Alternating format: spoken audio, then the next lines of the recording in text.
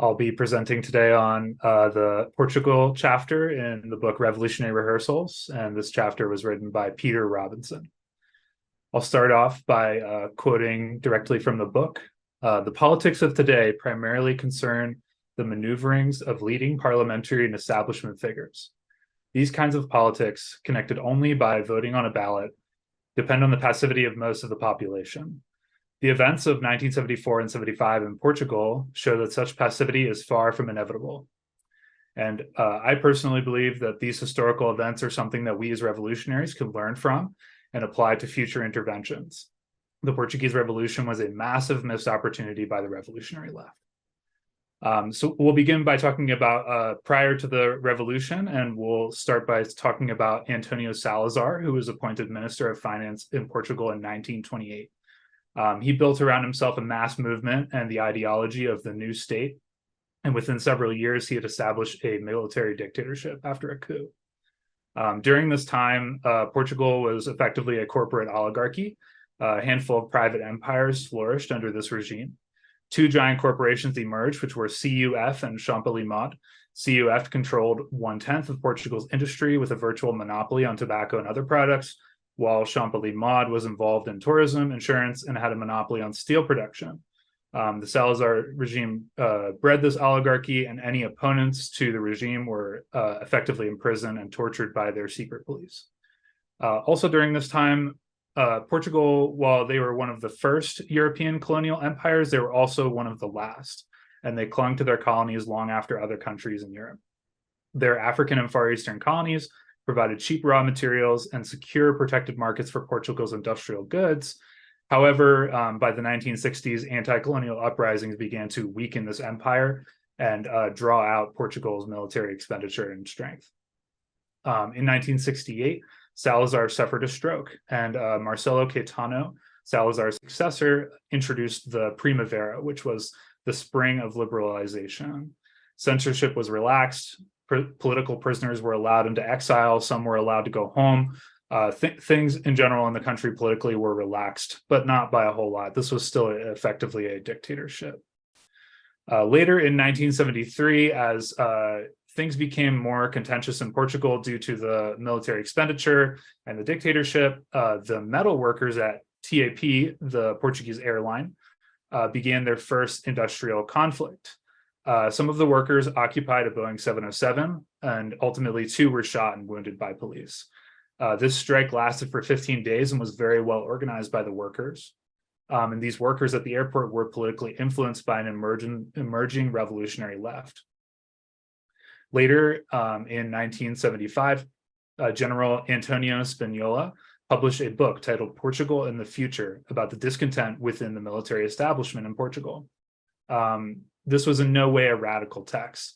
The Armed Forces Movement, also known as the MFA, was an organization formed by junior officers who were, on the side of Spinola, discontented with the military establishment and the government, and they called for democracy, development, and decolonization.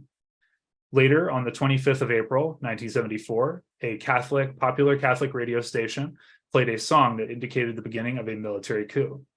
Soldiers began to occupy their own barracks, and a coup succeeded with ease. A dozen military units were mobilized, the radio and TV stations were taken over, as well as the airport and the military headquarters, with very little resistance. A dictatorship regime that had lasted over 50 years crumbled in one day. The MFA was uncomfortable with governing the country after the coup, even on a temporary basis. And so the MFA called in General Spinola, the author of the book that inspired them, and other high-ranking officers in the military to take on leadership of the country, and those leaders set up the first provisional government of Portugal after the coup.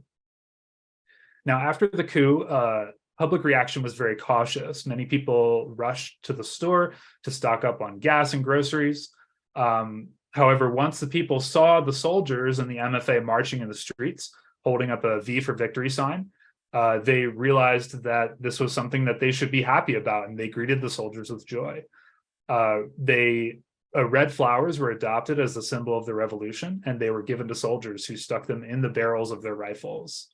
And a popular slogan began, which was, "The MFA is with the people, and the people are with the MFA." Very quickly, things began to change in Portugal. Demonstrators attacked the secret police, and all the political prisoners were released. Street and bridge names were changed.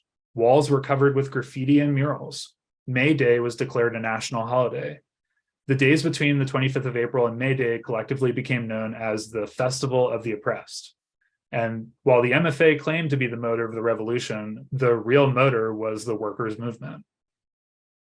After the 25th of April, the masses returned to work. However, they desired to continue the revolution within their workplaces, while management wanted to continue production. Both economic and political demands were raised, and wage demands sprouted haphazardly. These confrontations and strikes in the workplace spread massively across the country into all different industries. Some confrontations even occurred in workplaces where managers were held prisoner. Workers quickly learned from each other and established inter-factory councils. The army was still enormously popular at this time. And when looking at the government, the first step in diffusing this workers' movement was to attempt to establish a government of national unity in which the interests of, quote, all classes could be said to be represented. The Socialist Party was chosen to have 3 cabinet seats by the generals, and they convinced Spagnola to give the Communist Party seats as well, in order to keep them in the government rather than against the government. The Communist Party believed that they needed to build an all-class alliance to establish a bourgeois democratic framework. They believed that the industrial base of Portugal was backwards, and it needed to be built up before any type of socialist revolution could be achieved. And thus, the Communist Party continually pointed to a crisis of production and demanded the workers, quote, save the national economy. Also, during this time, the Intersyndical Union Federation, which consisted of 22 unions by 1974 and had developed in 1970 in order to fight for better wages and conditions, came onto the scene. And this Union Federation was actively led by the Communist Party and effectively controlled by them, even going as far to send their own militants to fight in wage battles within the workplaces. Also during this time, through the strike movement and through worker mass organization, the government, they had efficiently and disrupted their workplaces enough to win a 30% national wage increase from the government across the board. Now, once this wage increase was handed out from the government, the Intersyndical took the position saying that the wage increases had been won and no more strikes were needed.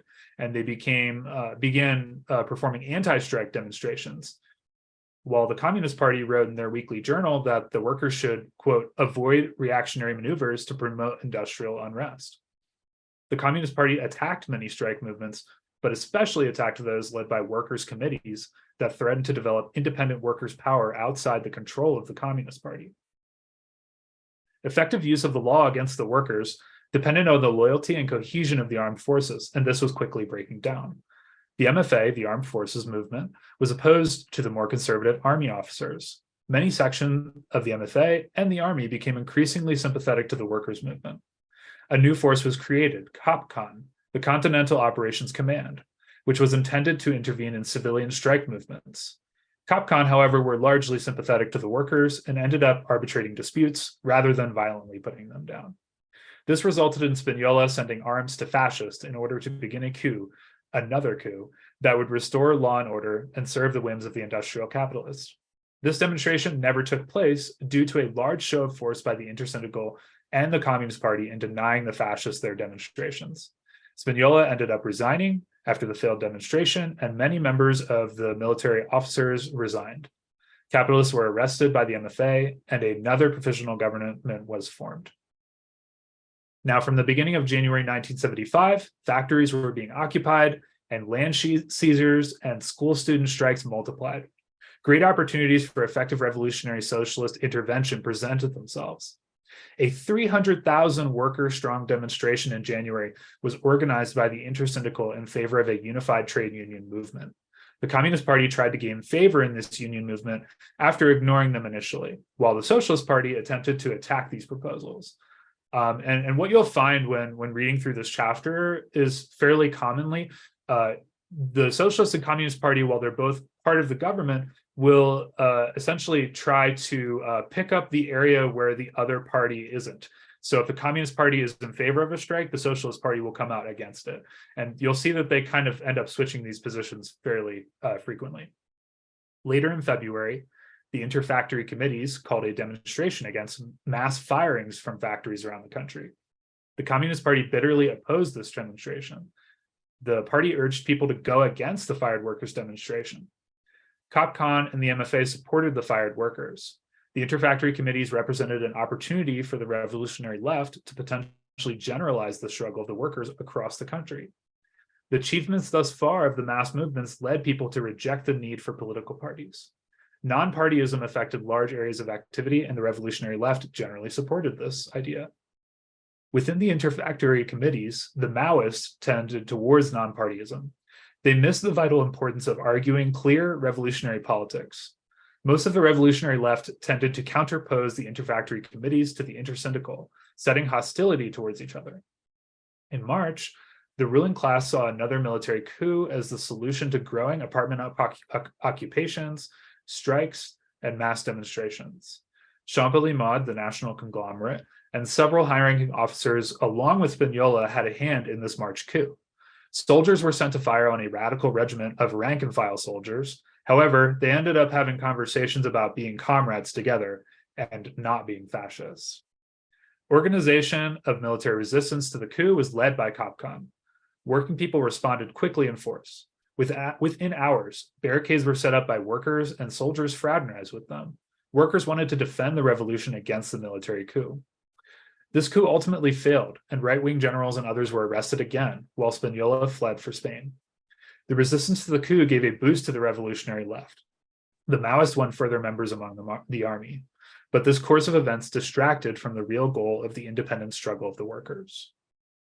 The Portuguese ruling class had to reconsider other strategies for regaining control after the failed coup. They considered an alternative method of survival for Portuguese capitalism. They could become a strong Western European-type social democracy within a bourgeois parliamentary framework. The CIA had been pumping cash and resources to reformists like the Socialist Party. On April 25th, 1975, the anniversary of the overthrow of the old regime, this date was chosen for Portugal's first elections in 50 years. Interest was immense, with over 6 million voters registered, and 91% of them went to the polls. The Socialist Party gained 38% of the vote, while the Communist Party won 13%. Overall, parties of the left won 60% of the total vote. Socialism was very popular, even in quote-unquote backward Portugal. The Socialist Party now became the leading parliamentary party under the banner of freedom of speech, democracy, and a managed and modern economy. The practical meaning of this was unclear to many of those who supported them. The experience of reformism was unknown in Portugal, even if it was commonplace elsewhere. The Socialist Party was always leaning towards the balance of class forces. In the beginning of the revolution, they verbally leaned towards the left. The Communist Party was organized with the workers, but unable to resolve the overall conflict in terms favorable to the mass population. And there were no serious alternatives to its left. Many workers saw the Socialist Party as the best able to protect the gains of the revolution. After the election, popular power emerged as the umbrella ideology of the MFA. This served as a bridge spanning classes, uniting the military with workers, peasants, and tenants. In this form, it was merely a propagandist slogan of the military. However, now it was a living reality. Workers were taking over factories. Statistics from the Ministry of Labor during this time showed that roughly 280 firms were under self-management, and around 600 assumed ownership and became co-ops. Takeovers were usually small firms and averaged 45 to 60 employees. Many workers in larger firms decided not to take over entirely and decided to learn from management first. Nearly 60% of the economy became part of the public sector during this time. The worker takeover of a popular, formerly Catholic radio station was well known. The broadcasters hung a microphone in the streets so that whenever there was a demonstration, there was a live broadcast of street politics. During this time, land occupations increased dramatically after the failed coup. Agricultural co-ops were also set up. Many illiterate women were now paid regular wages, among the same rate as the men, and played an active part in the management of these co-ops. Meanwhile, the MFA and the army were dealing with an ideological struggle between discipline and popular power. Some wanted a benevolent dictatorship, while others refused to hand over power. Meetings were held to try to build a national network of revolutionary councils of soldiers, sailors, and workers, also called CRTSMs. This was also backed by elements of COPCON. CRTSMs, however, failed to take up bread and butter issues in the workplace. Those who set up the commission saw them as merely economic, while the workers were actively taking up political issues. In May of 1975, Republica, a newspaper owned by a prominent Socialist Party member, was taken over by its workers, and they established political independence, stating that they would not belong to any party and would give equal journalistic treatment to all progressive parties. The Socialist Party attempted to characterize the takeover as a communist attempt to muzzle the paper. The workers were actually also critical of the Communist Party. Almost all Lisbon newspapers were to the left of the reformist parties due to pressure from their politicized workers. There were widespread sentiments of non-partyism, and they wanted to ensure working class control over information. The government then attempted to use COPCON to restore the paper to its owners, but COPCON refused to do this, and the workers continued to hold power. The mass demonstration by the workers forced the MFA to veto a government decision to return the station to its owners and allow the workers to continue to gain control. The worker demonstration in favor of the newspaper and the refusal of the army to disperse the workers led to the resignation of the Socialist Party from the government and the formation of yet another provisional government. During this time, Western capitalist governments were becoming impatient and were putting pressure on Portugal to, quote, put its house in order. While gains had been made in some areas, there was an overall failure of agricultural reform in which peasants still did not own their own land and were not given any relief from their debts, as the historical agricultural institutions and credit were left untouched. Prices of fertilizer had doubled. Portugal's, quote, backward regions continued to grind and contrasted with the talk of a new Portugal in the industrial sector. The Catholic Church quickly jumped on this and used this reactionary sentiment to call forces against the, quote, communist antichrist. The church also directly funded violence and the burning of Communist Party and other left offices. The Socialist Party, after resigning the government, enabled the far right to operate openly when they launched a virulently anti-communist campaign veiled with democratic rhetoric. On the 9th of August, moderate officers of the army released a document titled the Document of the Nine.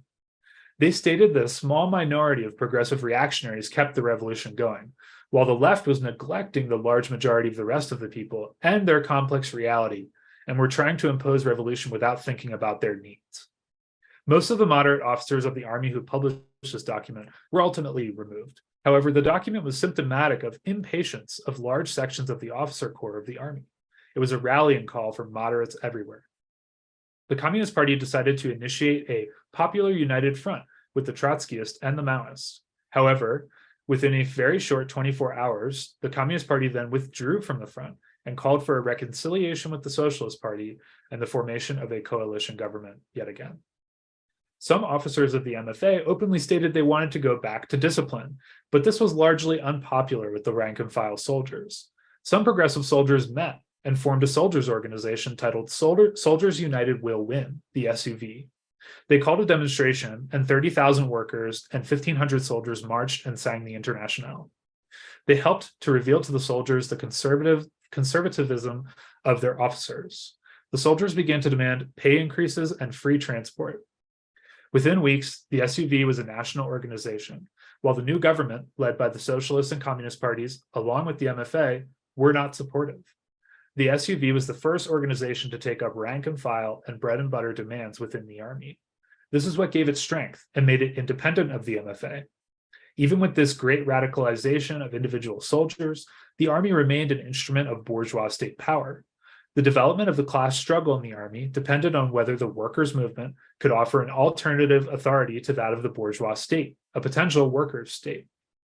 A resurgence of the right during this time led to fears of a new coup. Many on the left warned that a vicious military coup, like in Chile, could happen there. In the sixth provisional government, the Socialist Party again held power and gained at the expense of the Communist Party. The mass workers' movement was still very strong, and the government failed to exert control over entire sections of society. COPCON was ordered once again to occupy the worker-controlled media to assert control by the government. After a worker demonstration, the COPCON commander, sympathetic to the workers, ordered troops to stand down. The The government was powerless.